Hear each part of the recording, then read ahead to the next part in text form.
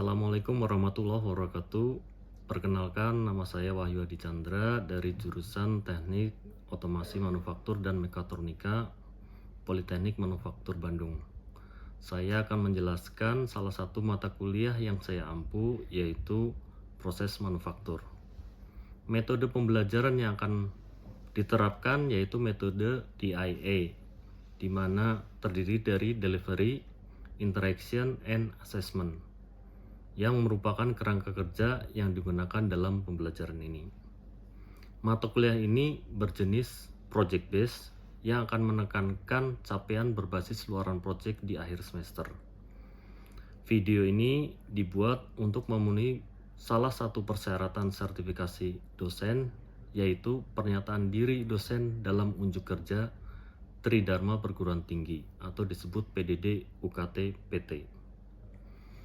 Mata kuliah ini membahas secara umum tentang proses-proses pembuatan produk manufaktur, dan pada pertemuan kali ini lebih khusus lagi membahas tentang proses manufaktur elektronik atau elektrik. Kemampuan yang diharapkan dari para siswa sesuai dengan RPS, yaitu CPMK 3, mahasiswa memahami proses manufaktur elektronik.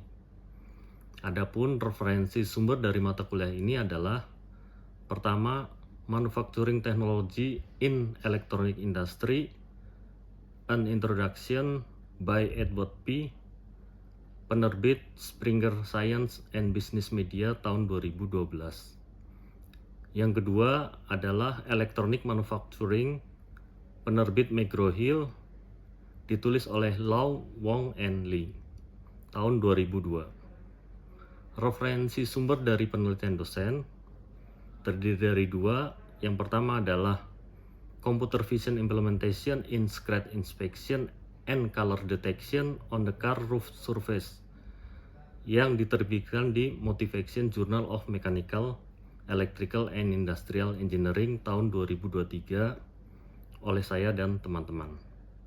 Yang kedua adalah Jurnal Abdinmas, Jurnal Pengabdian Masyarakat, yang berjudul Fish Feeding and Solar Panel Technology Implementation for the Jatiluhur Reservoir Community of Floating Net Cage Farmer, yang diterbitkan tahun 2024 dan ditulis juga oleh saya dan teman-teman.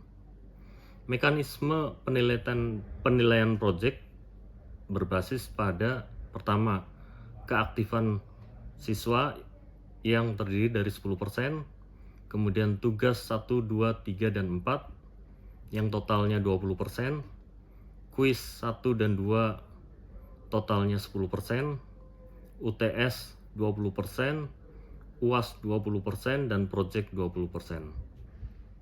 Ya, pada hari ini, pagi ini kita akan melangsungkan proses belajar mengajar mata kuliah proses manufaktur. Bagiannya adalah di bagian proses manufaktur elektronik. Kita punya 3 bagian. Satu, proses manufaktur mekanik. Bagian kedua adalah proses manufaktur elektronik atau elektrik, dan yang terakhir adalah proses manufaktur industri proses. Ya. Jadi ini kita masuk kepada pertemuan kelima. Jadi kita masih punya 4 pertemuan lagi, kelima, keenam, ketujuh, dan kedelapan. Setelah itu kita akan memasuki UTS. Ya. Seperti yang sudah saya singgung pada pertemuan. Oke, pada pertemuan kelima ini CPMK diambil adalah CPMK 3, di mana kita membahas tentang proses manufaktur elektronik, kemudian memahami proses manufaktur elektronik, dan luaran yang diharapkan mahasiswa itu mampu memahami PCB, bagaimana desainnya dan bagaimana assembly-nya. Ya. Kemudian juga mahasiswa mampu memahami proses fabrikasi PCB dari awal hingga akhir. Nah, yang pertama tentunya tentang PCB-nya sendiri. Ya. Apa itu PCB? PCB adalah media untuk menghubungkan komponen elektrik atau elektronik. Ya, jadi komponen elektronik atau elektrik itu tidak akan berfungsi kalau tidak bisa dihubungkan satu dengan yang lainnya. Nah, bisa juga dengan kabel, tapi itu tidak efisien menjadi sebuah produk elektronik, ya. Nah, PCB itu akan dihubungkan melalui jalur yang sifatnya konduktif, di mana pada umumnya yang dipakai adalah koper atau tembaga, ya. Dan PCB ini mensupport terhadap mekanikal, ya, terutama aktuator. Ya, kita tahu aktuator itu ada motor, pneumatik, ya. Jadi PCB ini berfungsi untuk menghubungkan dari rangkaian elektronik menuju ke aktuator supaya bisa berfungsi sebagaimana mestinya, ya. Nah, jenis PCB ini ada 4, ya. Ada single layer, ada double layer, ya. Kemudian ada multi layer, ya. Kemudian ada yang fleksibel. Ini contohnya di sini yang fleksibel, ya.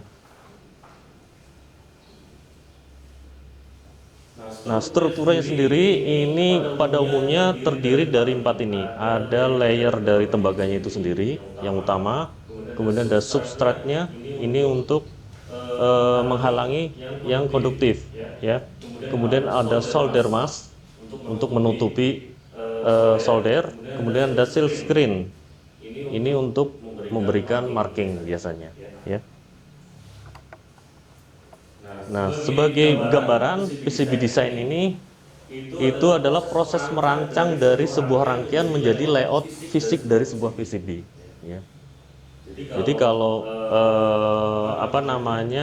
tahapannya itu pertama dari skematik diagram, ya, dari rangkaian skematik, kemudian di layout, kemudian diproduksi menjadi sebuah PCB.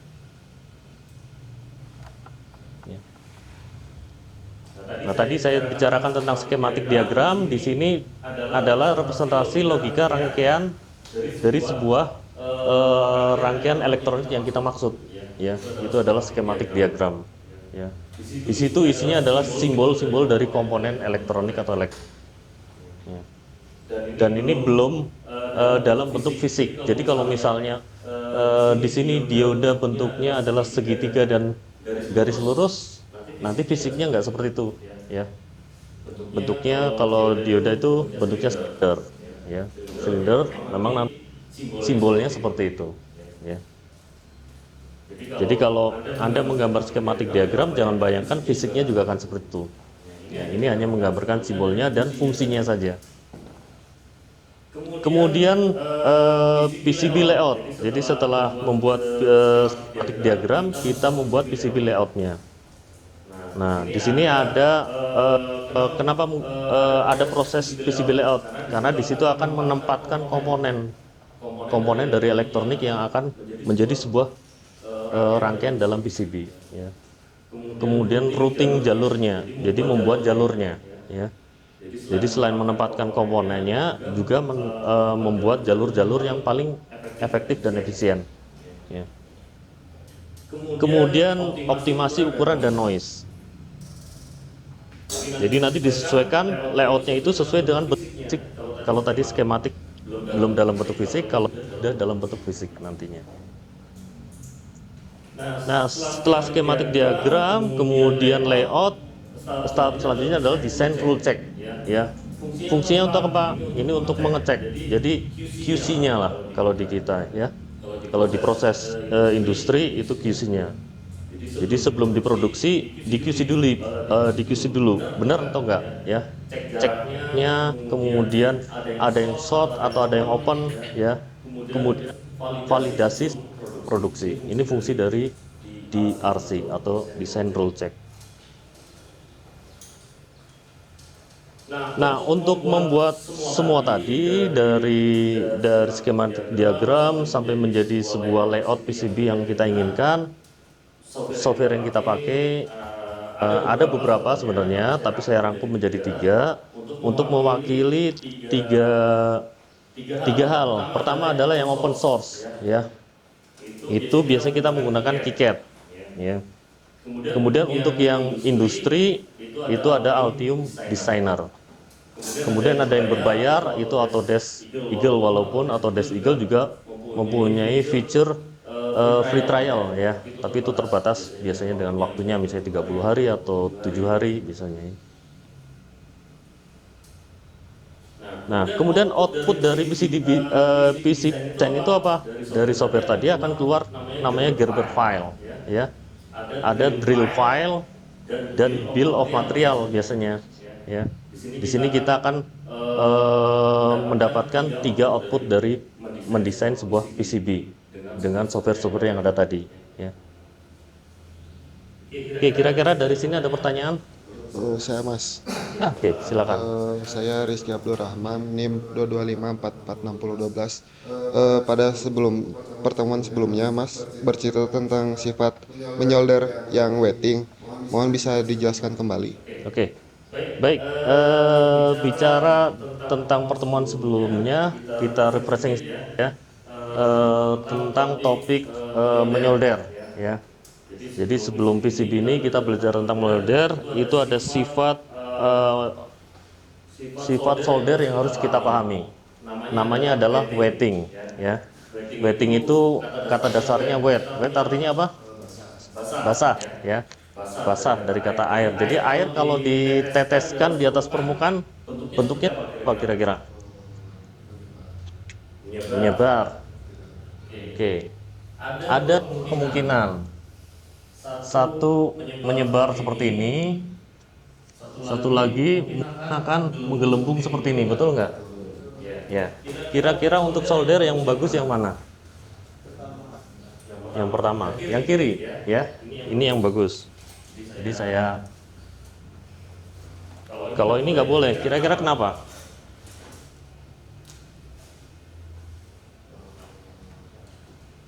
Jadi jika bentuknya seperti ini, artinya permukaan yang menempel dengan cairan, terutama di sini kita bicara tentang solder ya. Ini artinya permukaannya bersih, ya, bersih sehingga cairan solder yang tadi masih panas tadi bisa menempel dengan sempurna. Kalau bentuknya seperti ini, artinya permukaan kemungkinan kotor, ya. Bisa dari debu, bisa dari oli ya atau cairan lain ya. Jadi kita hindari yang bentuknya seperti ini. Nah, ini yang disebut dengan sifat wetting dari soldering ya. Kita ambil, jangan lupa kita ambil yang bentuknya seperti ini. Jelas? Menjawab? Oke, selanjutnya tentang PCB manufacturing overview. Jadi tesnya tadi tentang desainnya, sekarang tentang pembuatan PCB-nya. Ini biasanya kalau di industri kita mengikuti cara ini, tapi nanti akan kita akan lebih lanjut di PPT selanjutnya. Ya. Nah, selanjutnya adalah sifat mounting dari komponen terhadap PCB. Ini ada dua, ada THT dan ada SMT. THT di sini bukan telinga, hidung, dan tenggorokan, tapi through hole technology. Ini ada di rangkaian PCB yang lama. Kalau kalian perhatikan PCB yang lama, kalau kalian lihat TV-TV yang lama, misalnya radio, misalnya. Itu pakainya modelnya THT seperti ini. Jadi kalau ada PCB di sini, kemudian ada komponen di atasnya. Contohnya komponen misalnya misal masuk ke sini ya, lubangnya di PCB. Nah, ini disebut THT, jadi through hole technology, jadi melewati lubang. Nanti PCB-nya di mana, solderingnya di mana mas? Solderingnya ada di sini biasanya. Ya. Kemudian selanjutnya adalah SMT. SMT ini yang trending sekarang ya, yang terbaru itu namanya SMT, jadi surface mount technology ya. sifatnya lebih kecil daripada THT ya. Jadi kalau kalian bandingkan, ini adalah THT, di sini adalah SMT ya. Bentuknya jauh lebih kecil. Jadi ini misalnya resistor, di sini resistor besar ya. Ini dengan skala kurang lebih hampir sama ya. Ini dioda yang hitam ini ya. Mungkin di sini dioda nih, yang hitam di sini kecil ya. Nah, SMT ini yang sekarang dominan di industri era sekarang ya. Itu ya. Kecil, otomatis. Kenapa otomatis? Karena yang ini biasanya sudah dipakai menggunakan mesin-mesin PCB otomatis ya. Jadi sudah sifatnya sudah gitu ya. Ini bisa kalian lihat di HP-HP kalian. Kalau punya HP rusak, boleh di rumah coba lihat aja ya. Nanti isinya sudah SMT biasanya. Tapi kalau TV-TV lama itu ya, itu masih seperti ini. Ini saya jelaskan ke SMT-nya ya, karena kalau yang THT kita sudah pada saat sebelumnya soldering ya. Di SMT ini prosesnya adalah pertama PCB akan dilewatkan ke bagian solder paste ya. Pasta solder ditempatkan dulu di sini, kemudian menempatkan komponen pick and place komponen ya. Selanjutnya adalah reflow. Reflow ini proses memanaskan ya, memanaskan. Jadi kalau kalian secara awal menyolder dengan solder dipanaskan menempel langsung, kalau ini dengan udara panas reflow itu. Kemudian inspection di sini ini di oke, kalau dua layer maka dia melakukan flipping dulu, baru sisi satunya lagi. Kalau udah double side baru nanti inspection. Itu prosesnya. Oke, kita coba kuisnya. Boleh ambil HP-nya. Kita sedikit.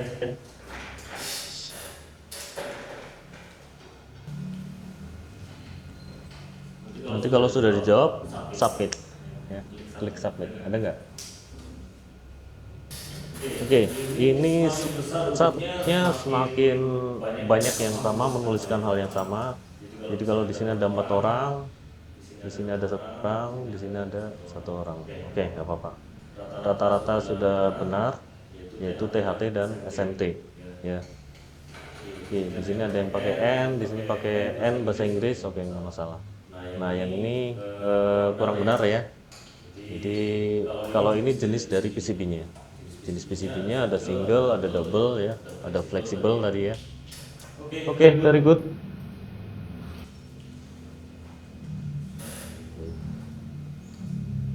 Kembali ke presentasi lagi.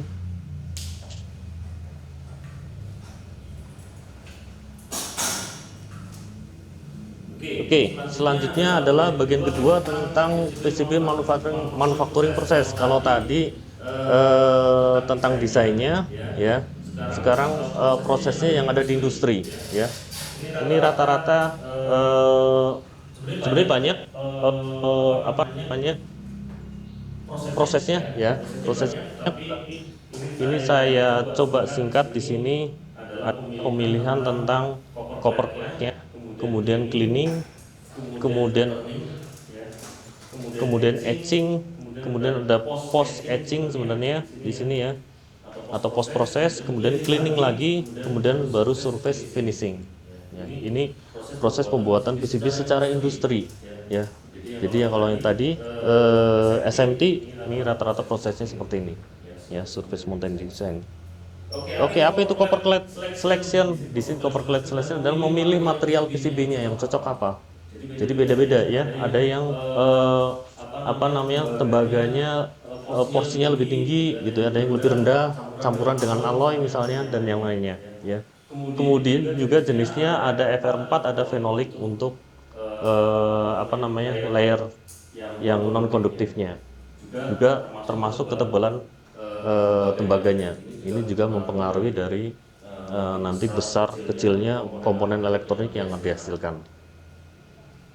Kemudian cleaning. Jadi setelah pemilihan di cleaning, ini semuanya biasanya dengan mesin ya, sudah dengan mesin. Ini untuk menghilangkan, fungsinya menghilangkan oksida dan kotoran, sehingga meningkatkan adhesi dari fotoresis ya. Selanjutnya adalah pattern definition. Ini ada dua ya. Metodenya ada dengan fotoresis, ada dengan silk screen ya. Ini untuk menentukan jalur rangkaian ya. Jadi fotoresis itu seperti membuat, kalau pernah membuat sablon baju, kalau yang pernah bikin ya. Jadi sebelum menyablon itu dibikin negatifnya dulu ya, negatif dari screen dari sablonnya itu pakai UV, proses UV. Jadi ditimpa, nanti yang kena UV akan mengeras gitu, yang kena nanti dihilangkan, dihancurkan. Kemudian silk screen proses, di sini di sablonnya ya, di sablonnya. Jadi pakai screen tadi di sablon ya. Kemudian setelah itu baru etching. Kalian sudah tahu ya, mungkin ada beberapa yang sudah praktek proses manufaktur elektronik ya. Kita melakukan etching, artinya menghilangkan dari jalur yang tidak diinginkan ya, daerah-daerah yang tidak diinginkan dengan menggerus melalui larutan kimia yang bersifat asam. Di sini contohnya adalah ferrichloride ya, ferrichloride yang dipakai, dikasih air hangat ya, kemudian dimasukkan yang sudah di layout tadi, kemudian digoyang-goyang sehingga tergerus yang tidak kena maskingnya ya. Kemudian post etching proses. Jadi tadi karena tadi menggunakan bahan kimia, maka kita harus bersihkan ya, bersihkan supaya nanti tidak mengganggu lingkungan, operator juga ya. Kemudian juga kita bisa melakukan inspeksi sebelum mulai melakukan produksi ya. Jadi kalau ada salah-salah, kita kembali lagi ke proses layout lagi. Oh ternyata setelah etching ada yang salah misalnya. Jadi selain tadi ada design rule check, pada saat etching pun kita melakukan pemeriksaan, inspeksi. Kemudian resist removal ya. Tadi setelah diproses masih ada kotoran, kita bersihkan kotorannya. Kalau tadi membersihkan kimia saja, kalau ini kotorannya ya. Ini prosesnya tanpa merusak PCB ya. Jadi cleaning circuit, membersihkan sisa kimia ya, kemudian menjamin kualitas soldering selanjutnya ya. Nah terakhir adalah surface finish di sini ya. Jadi surface finish ini, jadi sebelum melakukan penyolderan ini kita lakukan namanya surface finish. Jadi kita pre-solder istilahnya. Ada dua, ada yang menggunakan hot air solder leveling ya, ini yang ada di kanan. Jadi dipanaskan, kasih solder sedikit ya, kemudian tempelkan ya. Kemudian ada juga yang metodenya menggunakan ENIC, electroless nickel immersion gold. Jadi melapisi si konduktor tadi, yang kopor tadi dengan gold ya. Biasanya untuk aplikasi-aplikasi audio ya. Nah audio dan semikonduktor biasanya ya, seperti kayak chip ya, microprosesor itu biasanya pakai gold ya. Kemudian yang terakhir setelah finishing ada satu lagi adalah tentang label atau identifikasi PCB ya. Jadi PCB ini harus punya label ya. Kalau kalian perhatikan di HP kalian misalnya, itu pasti ada ada ID eksternal, secara kasat mata akan kelihatan biasanya ya. Ini fungsinya apa? Fungsinya untuk men-tracking produksi ya, kemudian untuk QC ya, dan juga untuk troubleshoot. Kalau misalnya nanti maintenance, misalnya HP kalian rusak, dibawa ke service center ya, nanti teknisnya akan mengetahui, oh ini PCB dari HP versi yang ini tahun ini. Jadi dia akan tahu kira-kira kerusakannya kalau tanda-tandanya seperti ini, rusaknya di mana. Nah, PCB identification dan traceability ini isinya ya. Ini isinya secara garis besar itu satu ada serial number biasanya ya. Kemudian ada batch atau lot number. Kemudian ada tanggal produksi ya. Kemudian juga ada lokasi atau line produksi. Ya, kalau kalian sering dengar produk-produk apapun otomotif, elektronik itu ada recall misalnya. Nah, salah satunya adalah fungsi dari identifikasi ini. Ya, jadi recall untuk keluaran HP X keluaran tahun ini, bulan ini sampai bulan ini, rentang bulan ini. Nah, itu akan ketahuan dari sini, gitu ya. Nah, kedua hal tadi ini adalah bagian dari metode penandaan dari PCB ya.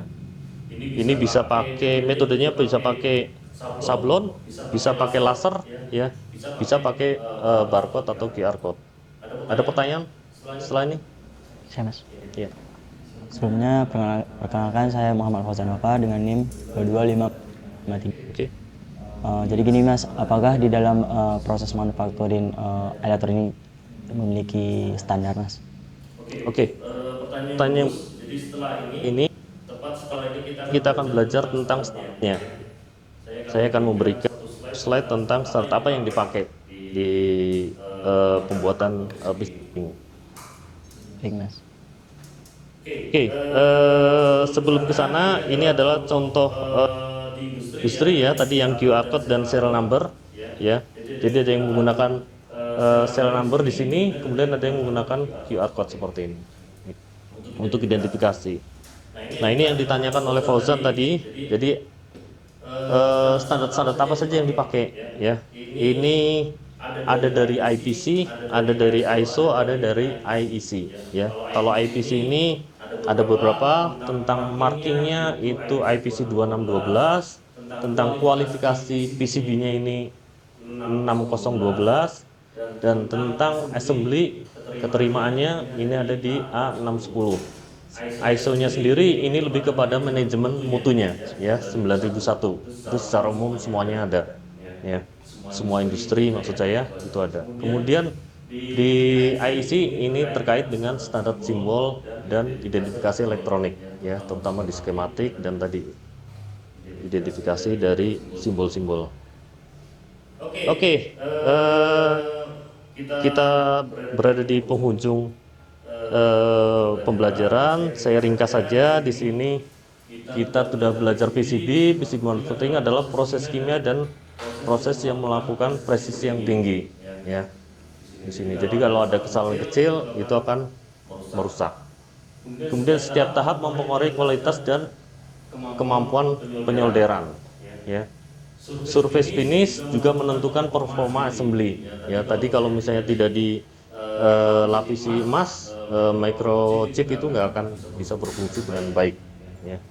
Traceability ya, kita bisa mengecek. Jadi kalau ada recall kita bisa melakukan itu dengan mudah. Jadi ini sudah menjadi standar di industri. IPC, ISO, dan IEC ini menjamin kualitas dari produksi. Gitu ya. Untuk menutup pertemuan ini tugas yang ada yang harus Anda kerjakan ya.